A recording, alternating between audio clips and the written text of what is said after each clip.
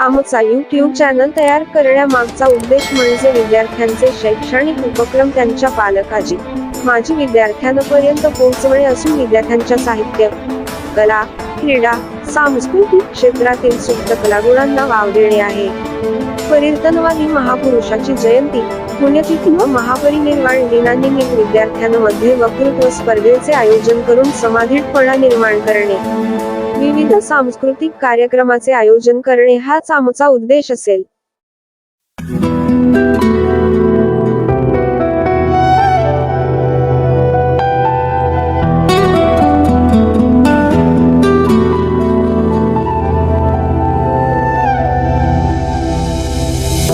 भीमा तुझ्या जन्माने भेटला हा श्वास, भीमा तुझ्या जन्माने भेटला हा श्वास, उपाशी राहुनी स्वतः भरविला घास, तुझ्या लेकरांना तुझ्या लेकरांना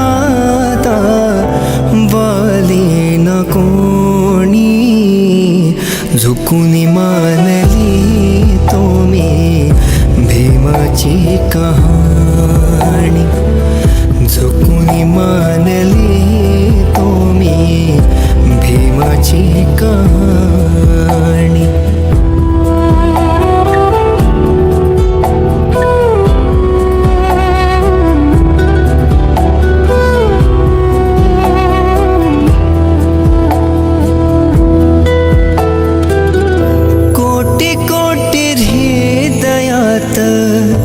आग कसा पेटला, बहुजनांचा श्वास सांग कोणी घेतला, गेला न हरपुनी, गेला न हरपुनी बोधिसत्व ज्ञानी, झुकून मानली तुम्ही भीमाची कहाणी, झुकून मानली तुम्ही भीमाची कहाणी.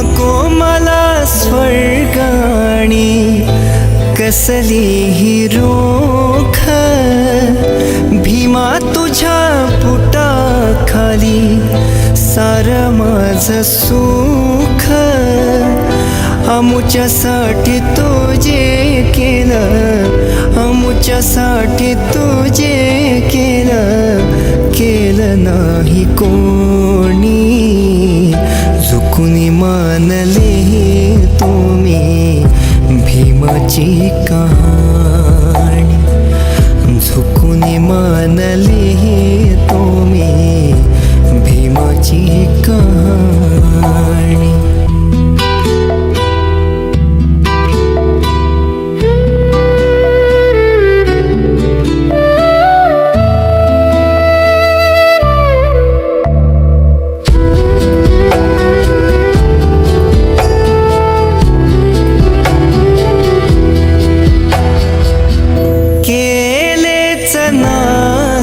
बघा कुठल्या देवाने क्रांती अशी घडविली एकट्या भीमाने, नाही नाही माय बाप, नाही नाही माय बाप, तुझ्या विना कोणी, भिजलेले डोळे सांगे भीमाची कहाणी, भिजलेले डोळे सांगे भीमाची कहाणी.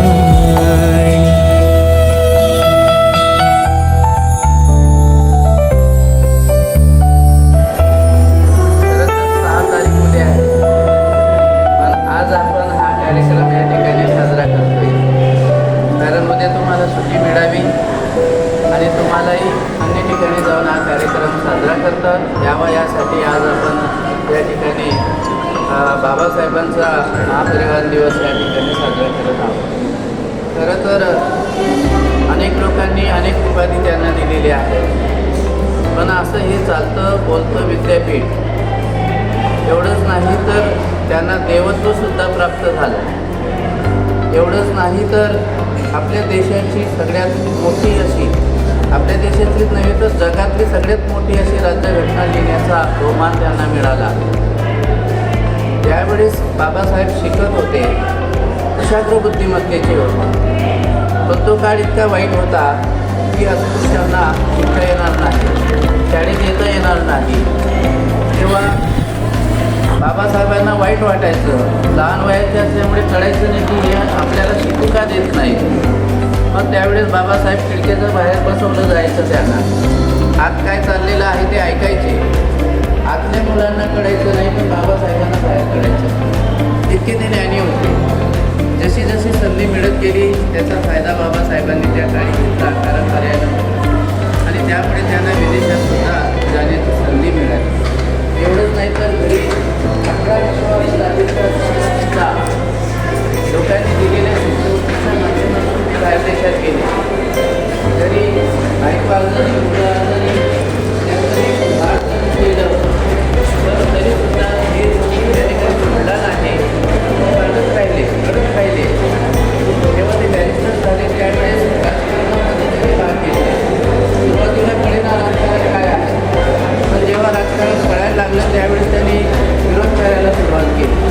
अनेक ठिकाणी त्यांनी चांगल्या गोष्टी ज्या व्हाव्यात त्यासाठी प्रयत्न केला, त्याच्यामध्ये त्यांना यश मिळालं. जर ही घटना बाबासाहेबांनी लिहिली नसती तर कदाचित ही घटना लिहिली जाते.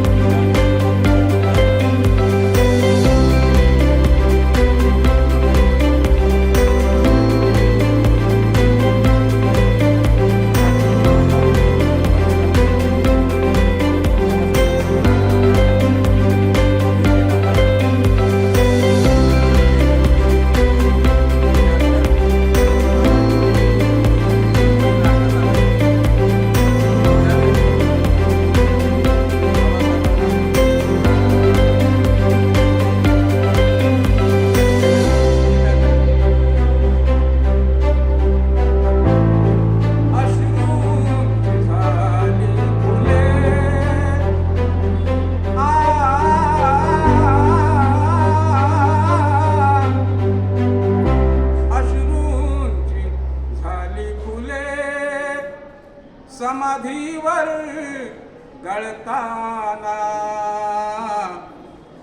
पण जळाली सारी मने,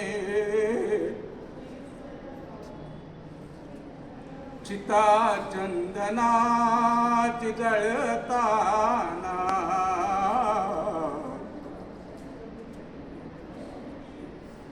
जळाली सारी मने, चिता चंदनाची जळताना अश्रूंची झाली फुले समाधीवर गळताना जळाली सारी मने, चिता चंदनाची जळताना जळाली सारी मने, चिता चंदनाची जळताना लावून कसोटी दलितांच्या साठी तीळ तीळ छिदला इथे तिळ तिळ झिजला इथे आणि विश्रांतीसाठी भीमराज आला दर्याच्या काठी इथे तेव्हा पाहिला चैत्यभूमीवर भीमराज निजताना तेव्हा पाहिला चैत्यभूमीवर भीमराज निजताना उभ्या या जगाचा युगानी युगाचा सूर्य मावळला जरी सूर्य मावळला जरी कळला इतिहास आम्हाला खरोखर क्रांतिकारी कारण तेव्हा पाहिले लाखो चरण दर्या पथा वळताना जळाली सारी मने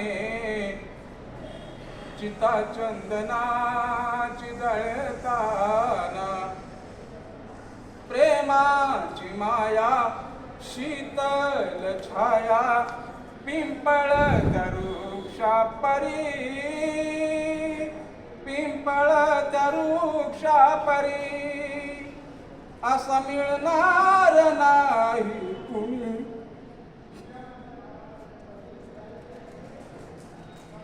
आमचा रक्षक या भूमीवरी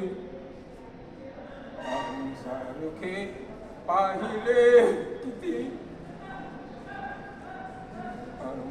सारखे पाहिले किती कर जुळून रडताना